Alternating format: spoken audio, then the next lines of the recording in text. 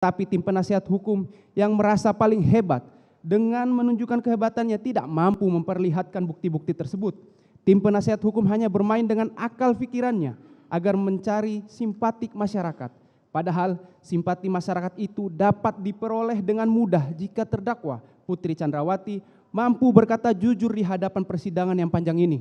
Bahkan selama dalam persidangan, terdakwa Putri Chandrawati mempertahankan perilaku ketidakjujurannya yang didukung oleh tim penasihat hukum untuk tetap tidak berkata jujur demi tujuannya agar perkara ini tidak terbukti. Bahkan keteguhan ketidakjujuran itulah yang dijunjung tinggi oleh tim penasihat hukum terdakwa Putri Chandrawati dan seolah-olah melimpahkan kesalahan kepada korban Nofriansah Yosua Huta Barat yang sudah meninggal dunia karena tertembak akibat dari perbuatan salah satunya terdakwa Putri Chandrawati bersama-sama dengan saudara Ferdi Sambo, saksi Kuat Maruf, saksi Ricky Rizal Wibowo, dan saksi Richard Eliezer Pudiang Lumiu.